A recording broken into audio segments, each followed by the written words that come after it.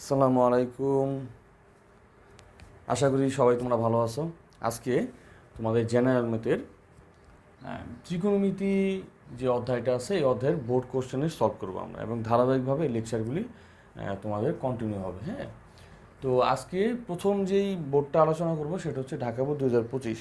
তো 2025-এ ঢাকা বোর্ডের এই প্রশ্নগুলি আলোচনা করার আগে আমরা একদম নর্মাল সিম্পলভাবে কিছু বেসিক দেখে নিই। যেমন ধরো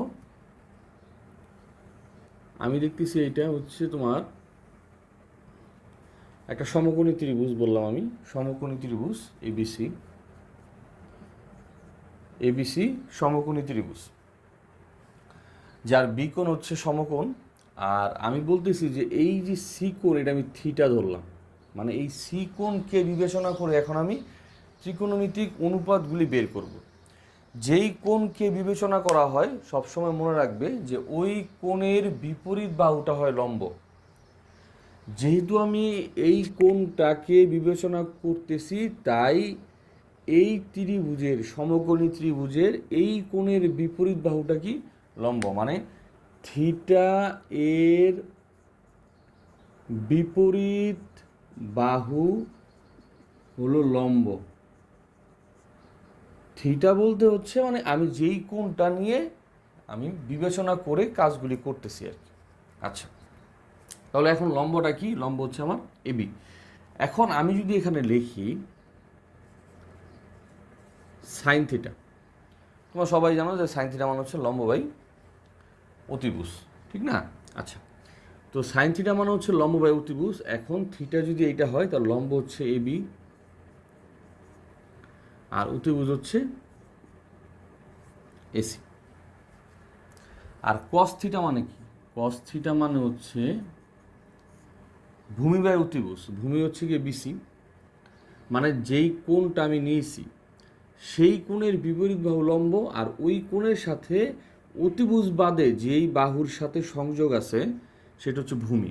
আচ্ছা, তাহলে ভূমি বাই অতিভুজ।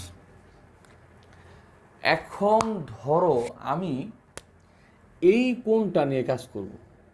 এখন একটা জিনিস খেয়াল করো তো, এবিসি ত্রিভুজ, একটা ত্রিভুজের তিনটা কোণের সমষ্টি হচ্ছে 180 ডিগ্রি। এখন এইটা তো 90 ডিগ্রি, ঠিক আছে? এইটা যদি 90 হয় তাহলে বাকি দুইটা কোণের সমষ্টি কত হবে? 90 হবে, কারণ তিনটা কোণের সমষ্টি কত হওয়া লাগে? 180 ডিগ্রি। একটা তো 90, তাহলে এই দুইটার সমষ্টি কি হওয়া লাগে? 90 হওয়া লাগে। তাহলে এইটা যদি থিটা হয় তাহলে এটা কি হবে? 90 ডিগ্রি মাইনাস থিটা। মানে এটা যদি 30 ডিগ্রি হয় এটা কি হবে? 60 ডিগ্রি। এটা যদি 40 ডিগ্রি হয় এটা কি হবে? 50 ডিগ্রি। এইটা যদি 70 ডিগ্রি হয় তাহলে এটা কি হবে? 20 ডিগ্রি, কারণ এই দুটার যোগফল কি হওয়া লাগবে? 90। তাহলে এই যে এই কোণটা, এটা যদি থিটা হয় তাহলে এই কোণটা কত? 90 ডিগ্রি মাইনাস থিটা। এখন এই কোণের সাপেক্ষে, মানে এই কোণটাকে বিবেচনা করে যদি আমি সাইন থিটা বের করি, মানে সাইনের অনুপাতগুলি বের করি, তখন কি হবে? এখন আমি যদি এই কোণটা বিবেচনা করি তাহলে এই কোণের বিপরীত বাহু কি? বিসি। তাহলে এখন বিসি কিন্তু লম্ব, ঠিক আছে? তাহলে আমি লিখতে পারি এখানে সাইন 90 ডিগ্রি মাইনাস থিটা, মানে এই কোণটা আর কি, স্ট্রেট এই কোণটা। আচ্ছা, এখন সাইন কোণটা বসছে, ওই কোণের সাপেক্ষে লম্ব হচ্ছে কি? বিসি। তাহলে সাইন এই কোণ আমি লিখতে পারি কি? লম্ব বাই অতিভুজ। এই লম্ব এখন কি? এই কোণের বিপরীত বাহুটা, মানে বিসি। আর অতিভুজ কি? অতিভুজ হচ্ছে এসি, কারণ লম্ব বাই অতিভুজ। একটা জিনিস খেয়াল করতো, এখন এই যে কস থিটা ছিল, থিটার সাপেক্ষে কস থিটার মান কি আসছে? বিসি সমান BC by AC. Sine 90 degree minus theta কি আসছে? বিসি বাই এসি, মানে বেসিক্যালি এটা কিন্তু কস থিটা। অর্থাৎ আমি যদি সাইনের পরে 90 ডিগ্রি মাইনাস থিটা বসাই, তখন ওই পুরা মানটা কার সমান হয়ে যায়? কস থিটার সমান হয়ে যায়। বুঝতে পারছো তো? এখন যদি কসের ক্ষেত্রে নিই, আমি ধর আমি কসের ক্ষেত্রে নিলাম কস 90 ডিগ্রি মাইনাস থিটা, তাহলে এই কোণটা বিবেচনা করে হইতেছে, তাহলে লম্ব হচ্ছে এইটা আর ভূমি কি? এই বাহুটা। তাহলে কি হবে? ভূমি বাই অতিভুজ। ভূমি হচ্ছে এবি আর অতিভুজ হচ্ছে এসি। খেয়াল করো তো সাইন থিটার মান কি এই বাই এসি, তাহলে কি হচ্ছে এইটা হচ্ছে কি তোমার সাইন থিটা। অর্থাৎ যে কোনো একটা সাইন এবং কসের মধ্যে যে কোনো একটা ত্রিকোণমিতিক অপারেটরের যদি 90 ডিগ্রি মাইনাস কোনো একটা কোণ বসে, তাহলে ওই পুরা কোণের মানটা কী হয়ে যায়, সাইনের ওই কোণের সমান হয়ে যায়। এইটা সাইন কস, ট্যান কট এবং সেক আর কোসেকের মধ্যে সম্পর্ক। যদি আমি এইভাবে লিখি যে ট্যান 90 ডিগ্রি মাইনাস থিটা, এটা হবে কট থিটা। আবার আমি যদি লিখি কট 90 ডিগ্রি মাইনাস থিটা, যদি 90 ডিগ্রি চলে আসছে এটা কী হবে, ট্যান থিটা। ঠিক আছে, আমি দেখতে পাচ্ছি যে এই মানগুলি কী হয়, সমান হয়। তো ঠিক এইটাই, এই থিওরি দিয়ে আমরা তোমার ঢাকা বোর্ডের কয়ের অ্যান্সারটা করি। কতে কি বলতেছে, কতে বলতেছে tan x সমান cot 8x, sorry tan 7x সমান cot 8x হলে x এর মানটা বের করতে বলছে। এখন আমার এখানে বের করতে বলছে কি x এর মান, tan 7x cot 8x। আচ্ছা, আমি তো এখন x এর মানটা বের করব। এখন এই যে xটা সে কিন্তু tan এর আন্ডারে আছে, মানে tan এর কোণ আকারে আছে, ঠিক আছে। মানে tan থিটা কোনো কোণ না, tan থিটা হচ্ছে বাহুর অনুপাত। tan এর পরে যেই থিটাটা বসছে সেই থিটাটা হচ্ছে কোণ। এখন এই যে tan 7x সমান cot 8x, এই কোণগুলির এই যে x এর মানটা বের করতে হইলে এই 7x বা 8x একটু তোমার tan এবং cot এর আন্ডার থেকে বের করে নিয়ে আসতে হবে, ঠিক আছে। এটা বের হবে কখন, কিভাবে, ধরো এইখানে আছে tan 7x ইকুয়াল এখানে tan সামথিং, তো দুই পাশ থেকে tan উঠে যাবে। অথবা আমি এই ট্যানকে বানাই ফেললাম cot 7x বা cot সামথিং, ঠিক আছে, কট করে উঠে গেল। তাহলে আমার মূল প্ল্যানিং হচ্ছে যে এই জায়গাতে যে দুইটা অপারেটর ভিন্ন ভিন্ন আছে এদেরকে একরকম বানায় ফেলা, মানে হয় দুইটাকে ট্যান বানায় ফেলা, নাহলে দুইটাকে কট বানায় ফেলা। যদি দুইটাকে আমি একই রকম বানাইতে পারি তাহলে কী হবে, এরা দুই পাশ থেকে উঠে যাবে। আচ্ছা, কিছুক্ষণ আগে কিন্তু আমি একটা সিস্টেম দেখছিলাম, tan 7x লিখলাম, কটকে কি লেখা যায়, কটকে লেখা যায় 90 degree minus 8x। ট্যানের 90 degree minus যে কোনো কোণ মানে কি, কটের মান। কিছুক্ষণ আগে কিন্তু আমরা দেখছি। তো দুই পাশ থেকে কী হয়ে যাবে, ট্যান উঠে যাবে, থাকবে হচ্ছে 7x 90 ডিগ্রি মাইনাস 8x। এই মাইনাসটা এখানে চলে আসবে, 7x plus 8x equal 90 degree. তাহলে কত আসছে সেখানে, 15x 90 ডিগ্রি। তো x equal 90 degree by 15, 6 degree. তাহলে এক্স এর মান কত আসলো, 6 ডিগ্রি। তুমি এটা এই তোমার টেনে পরিবর্তন, কটকে টেনে পরিবর্তন না করে টেনকে কট দ্বারা পরিবর্তন করতে পারো। কীভাবে, বিকল্পটা দেখি আমরা। এখানে আছে tan 7x, এখানে এইটার আমরা আচ্ছা আমরা এই বিকল্পটা এখানে দেখতেছি। এই ট্যানকে আমি কটে নিব, যখন আমি ট্যানের জায়গায় কট লিখলাম, ট্যান থেকে কট যেতে হলে কী করা লাগবে, 90 ডিগ্রি মাইনাস 7x, ওইটা এখানে থাকলো। দুই পাশ থেকে কট উঠে গেল, তাহলে কী থাকলো, 90 degree minus 7x equal 8x। এটা ওই পাশে চলে যাক, মাইনাসটা প্লাস হয়ে যাবে, 8x প্লাস 7x 15x। তাহলে x is equal to, x এর মান কত আসছে সেখানে, 6 ডিগ্রি। ওই একই জিনিস। অর্থাৎ 90 ডিগ্রি মাইনাস থিটা এর আগে, 90 ডিগ্রি মাইনাস থিটা পুরো কোণ আর কি, এর আগে যে আমি সাইন বসাই, সাইন 90 ডিগ্রি মাইনাস থিটা কী হবে, cos theta. Cos 90 degree minus theta কী হবে, sine theta. Tan 90 degree minus theta কী হবে, কট থিটা। এইরকমভাবে আমরা পুরো কোণের যখনই পুরো কোণ হয়ে যায় তখনই সেটা কী হয়ে যায়, চেঞ্জ হয়ে যায়। কিন্তু ট্যান কটে যায়, কট টেনে যায়, সাইন কসে যায়, কস সাইনে যায়, সেক কোসেকে যায়, কোসেক সেকে যায়। আচ্ছা, এবার আমরা খ নাম্বারটা দেখব।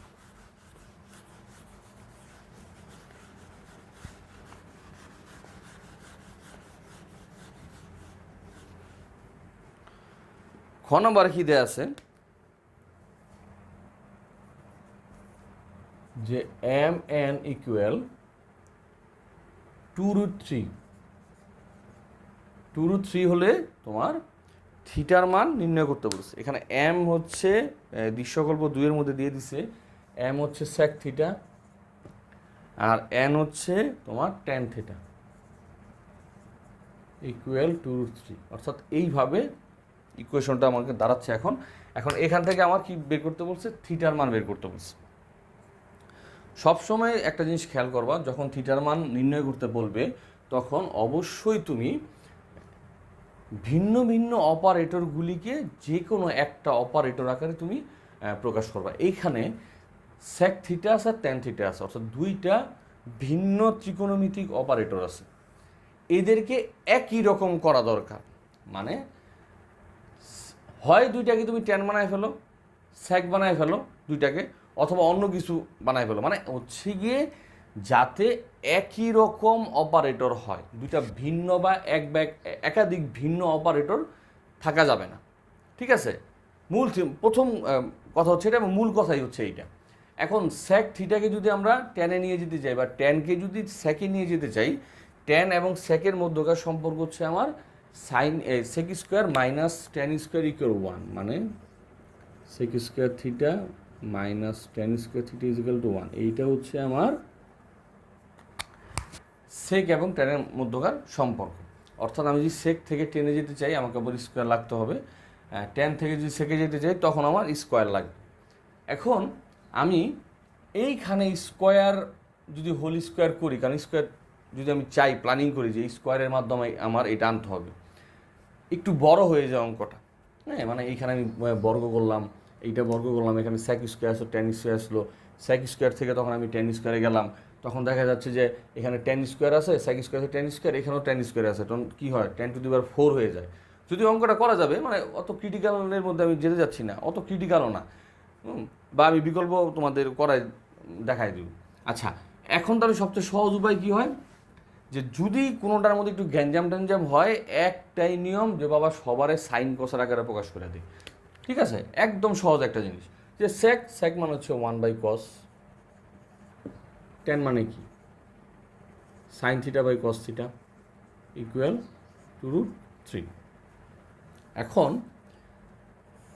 cos এবং cos গুণ হচ্ছে, তাহলে কী হয়ে গেলো, cos স্কোয়ার থিটা আর উপর হচ্ছে sin θ 2√3।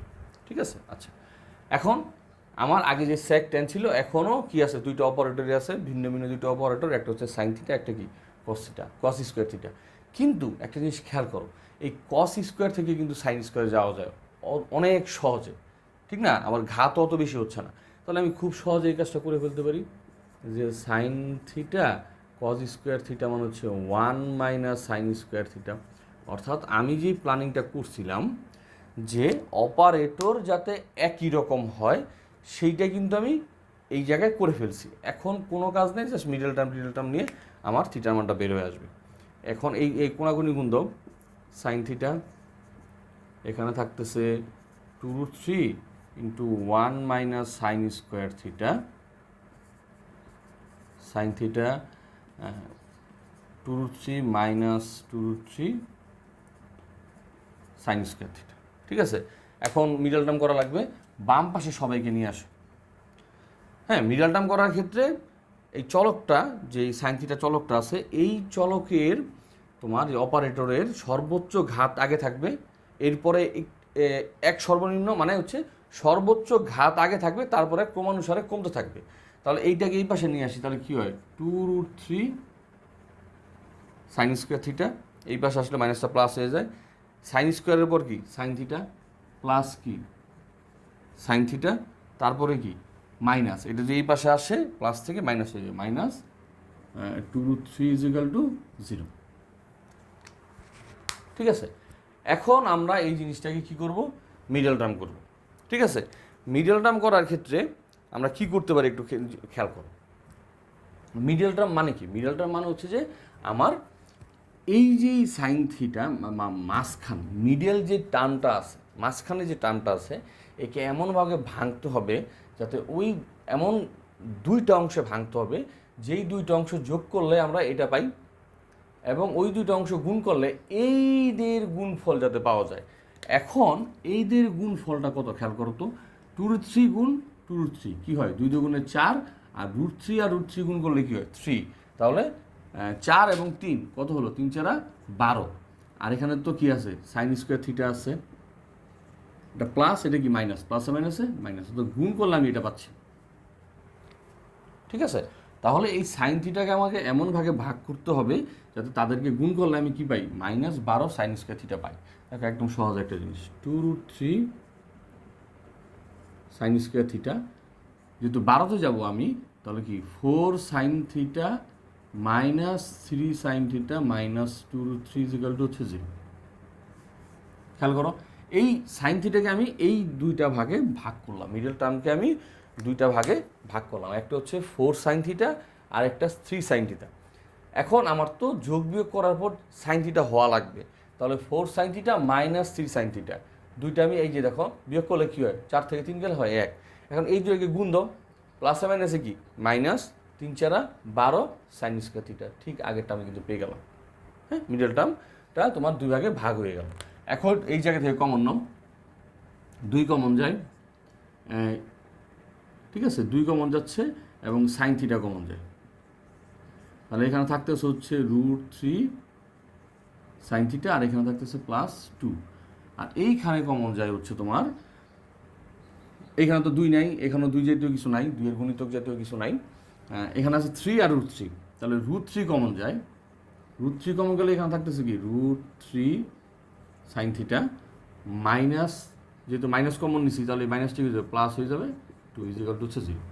তো আমি এখানে পাইতেছি দেখো √3 সাইন থিটা +2 আর 2 সাইন থিটা -√3 0। ঠিক আছে, তাহলে হয় এটা 0, মানে √3 সাইন থিটা +2 0, অথবা 2 সাইন থিটা -√3 0, তাহলে √3 সাইন থিটা -2 সাইন থিটা -2/3, আর এখানে 2 সাইন থিটা √3 সাইন থিটা √3/2। ঠিক আছে, একটা জিনিস খেয়াল করবে, এখানে তুমি এই যে 2/3, ঠিক আছে, তুমি যেখানে কোনটা পাইতেছো, আরেকটা কি আসছে, সাইন থিটার মান √3/2 আসছে।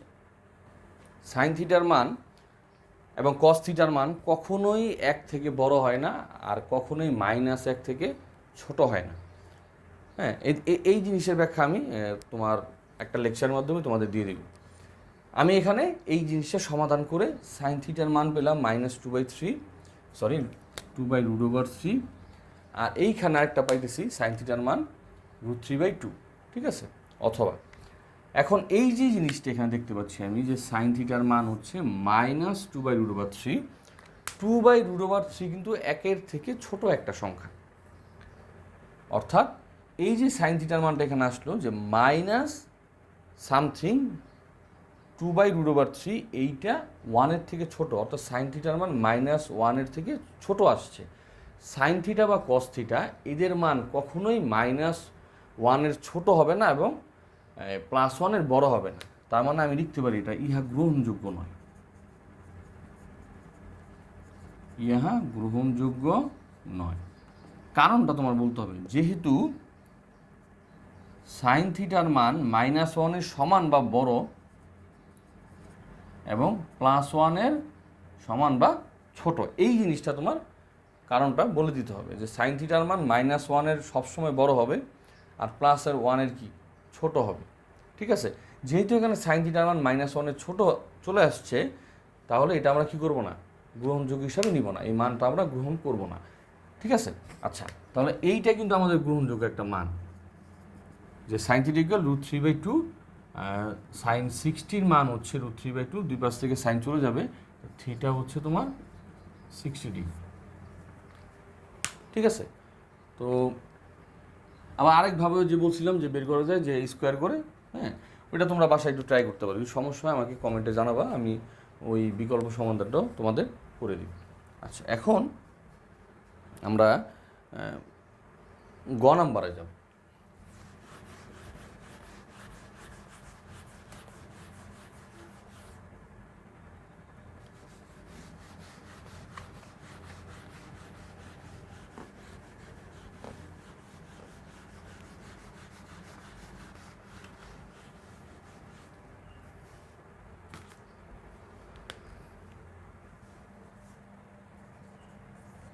গ নাম্বার, এটা হচ্ছে তোমার দৃশ্যকল্প 1, যে একটি খুঁটি এমনভাবে, একটা খুঁটি আছে, হ্যাঁ, ওই খুঁটিটা এমনভাবে ভেঙে গেল যে ভাঙা অংশ দণ্ডায়মান অংশের সাথে 30 ডিগ্রি কোণ উৎপন্ন করে, খুঁটির গোড়া থেকে 18 মিটার দূরে ভূমি স্পর্শ করে। মানে ধরো একটা খুঁটি আমার কাছে এখানে আছে, একটা খুঁটি,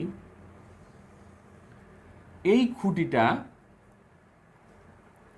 এমনভাবে ভাঙছে, ধরো এই জায়গাতে সে ভাঙছে, এই বিন্দুতে সে খুঁটিটা ভেঙে গেছে, ঠিক আছে, ভাঙা সে কি করছে, এইভাবে আসছে, ঠিক আছে। আচ্ছা,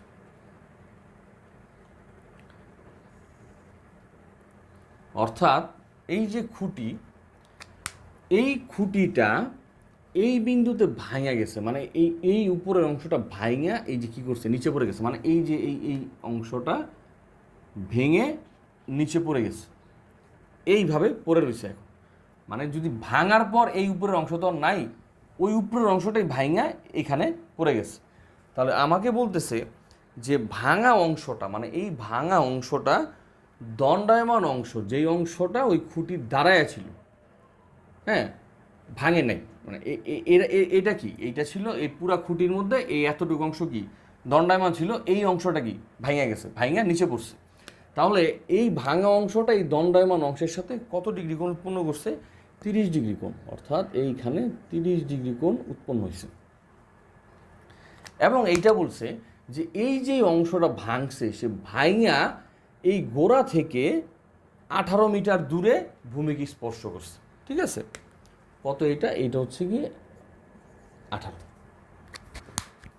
তাহলে আমি আবার বলি যে একটি খুঁটি এমনভাবে ভেঙে গেল যে ভাঙা অংশ, এই যে এই খুঁটিটা এই জায়গায় ভেঙে এই যে ভাঙা অংশটা দণ্ডায়মান অংশ, যেটা এইটা দণ্ডায়মান অংশের সাথে 30 ডিগ্রি কোণ উৎপন্ন করে খুঁটির গোড়া থেকে 18 মিটার দূরে ভূমি স্পর্শ করছে।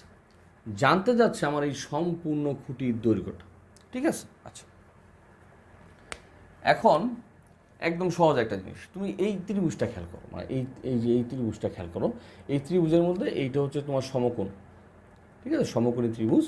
তাহলে আমি এই কোণটাকে বিবেচনা করে এখন ত্রিকোণমিতিক অপারেটরগুলি আনব। যেই কোণকে বিবেচনা করা হয় তার বিপরীত বাহুটা কি হয়, লম্ব হয়, তার বিপরীত বাহুটা কি, লম্ব। আর তার সাথে অতিভুজ বাদে যেই বাহুর সাথে সেই স্পর্শ অবস্থায় আছে সেই বাহুটা হচ্ছে কি, ভূমি। অর্থাৎ কোণের বিপরীতটা হচ্ছে লম্ব, আর বাকিটা হচ্ছে ভূমি, আর অতিভুজ তো আছেই। আচ্ছা, এখন আমার এই যেই খুঁটি আছে সেই খুঁটির দৈর্ঘ্যটা নির্ণয় করতে হবে।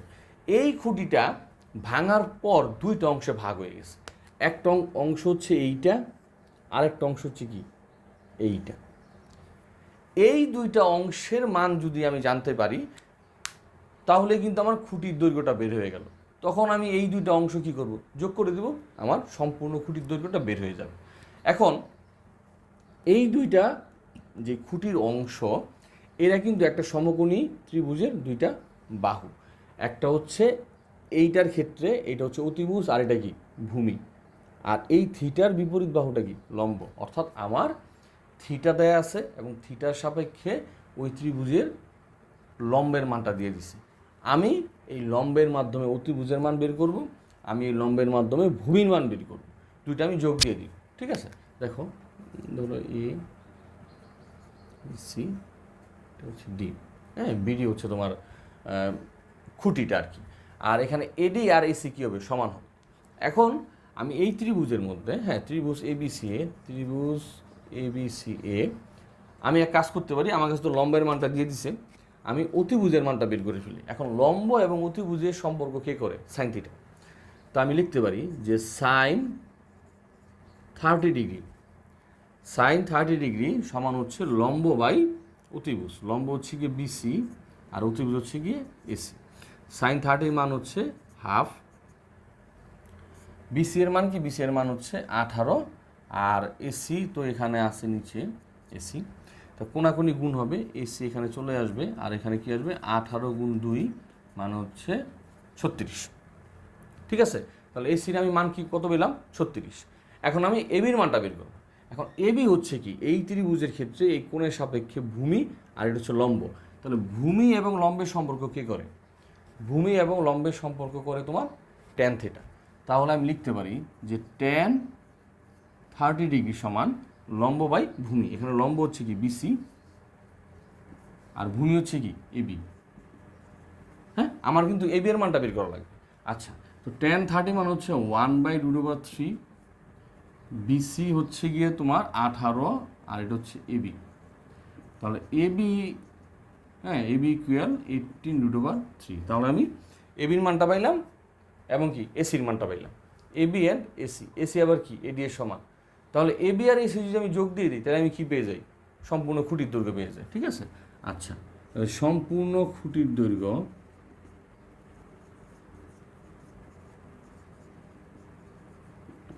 সমান এবি যোগ এসি, এবি যোগ এসি।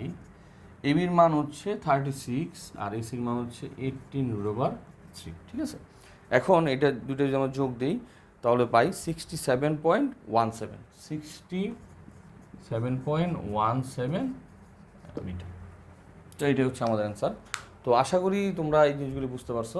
যদি তোমাদের বুঝতে সমস্যা হয় বা কোনো একটা টপিক বা বেসিক তোমরা জানতে চাও তাহলে অবশ্যই কমেন্ট করে আমাকে জানাবে, আমি ওইটার সমাধান দেওয়ার চেষ্টা করবো ইনশাল্লাহ। তো আজকে এই পর্যন্তই, আসসালামু আলাইকুম।